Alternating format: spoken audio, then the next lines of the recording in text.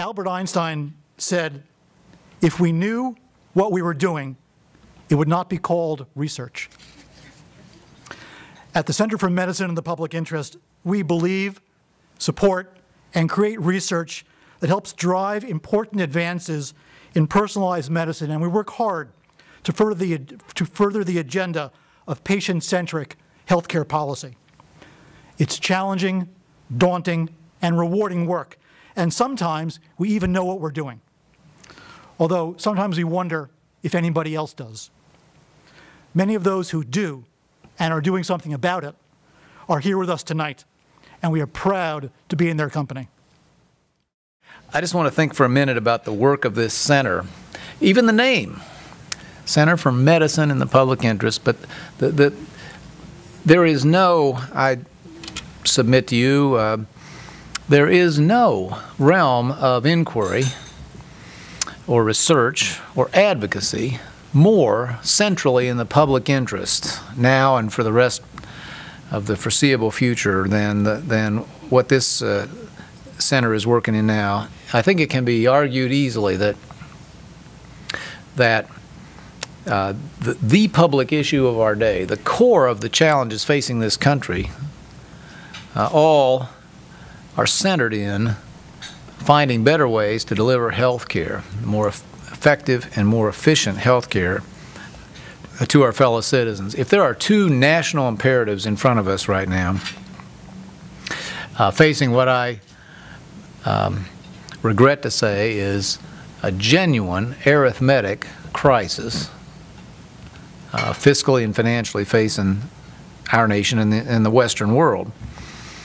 It is safety net reform and the strengthening of our private economy. And in both cases, health care, as it is evolved in this country, and as this organization would have it evolve in the future, are dead center.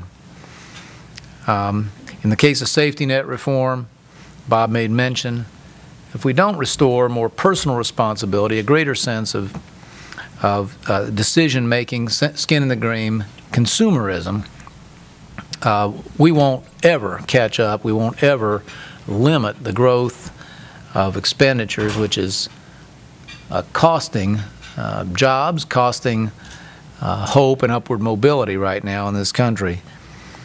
In our state, we have found ourselves in a unique position. By the end of the upcoming sign-in period, more than 90% of Indiana state employees will be in an individual health account, health savings account, loosely speaking, and have been for several years. We're an interesting little test bed. We're a beta site. I was telling Bob, we didn't know this until our actuaries told us.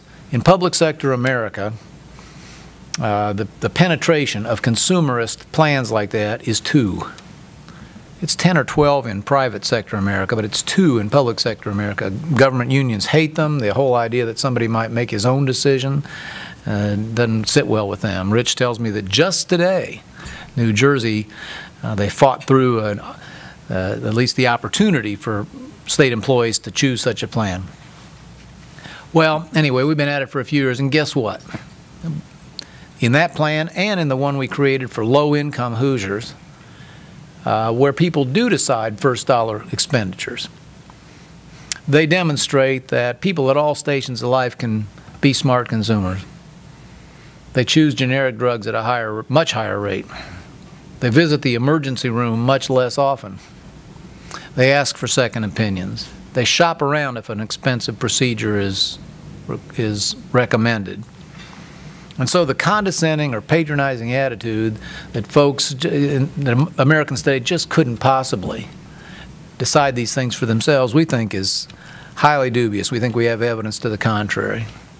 And we believe that we won't have cost control in health care until all of us are cost controllers, and not just a few folks at the top sitting on some committee which will decide what care can and can't be provided to our fellow citizens.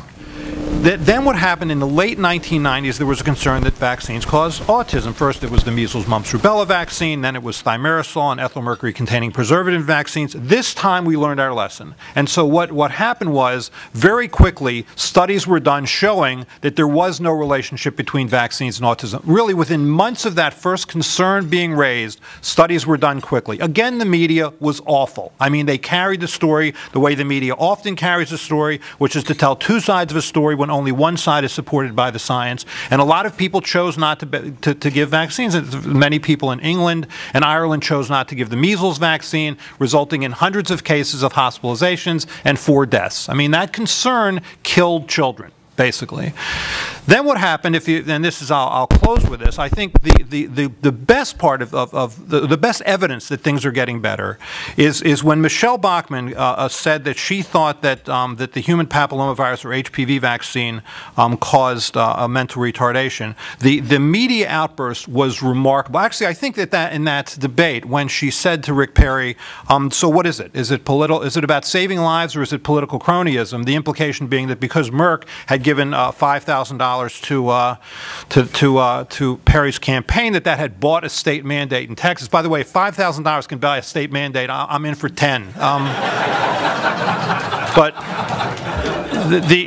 what his response should have been, I'll tell you what his, I'm sure you remember his response. What his response should have been was, yes, it's about saving lives. It's about giving a vaccine that prevents the only known cause of cervical cancer. It's about preventing a disease that causes 10,000 women to suffer every year and 4,000 to die. It's about making sure that a generation of Texas school children don't grow up at risk for this disease. It's about making sure that people know that this vaccine is available, and with a mandate, making sure children who otherwise couldn't afford it would get it. That was the right answer. What he said, rather, was, I have a campaign war chest of $30 million, and, you know, $5,000 doesn't buy this. Well, the implication being that it would have taken more to buy him, which I think was unfortunate, but it was a lost opportunity. But what was really good was that the media responded absolutely in favor of the science. I mean, it was remarkable and overwhelming, and I think it's a sign that we've gotten much, much better. I mean, even Mother Jones, you know,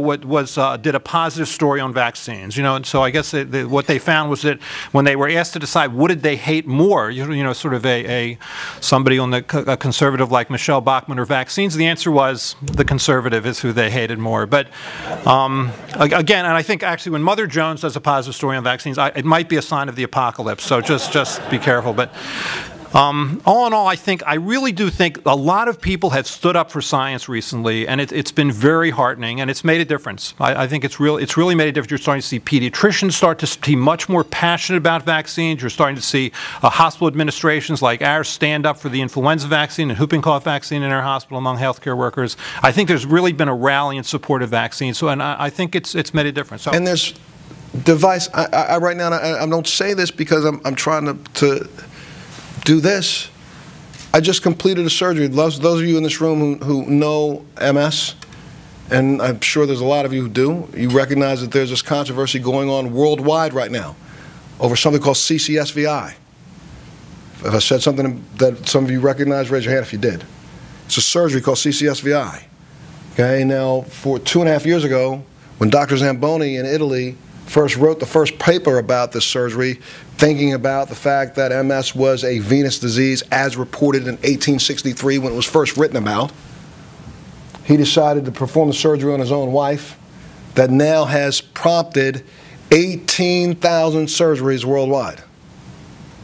Anywhere from 4 to 10 deaths, because we haven't figured it out yet. Nobody's really keeping good track because the surgeries are being done in places like Costa Rica, places like Thailand, places like India, and now I heard that they're doing them in Germany, charging Americans anywhere from $15,000 to $30,000 a pop for surgery, calling it a liberation surgery from MS. Now, I started getting emails from people all over the world asking, Montel, what do you think about this? You're the man, you're the poster child for MS. What do you think about this? For 2 years, I was getting these emails, to the point that I got sick of getting these emails. So I said, you know what, let me find out about this surgery.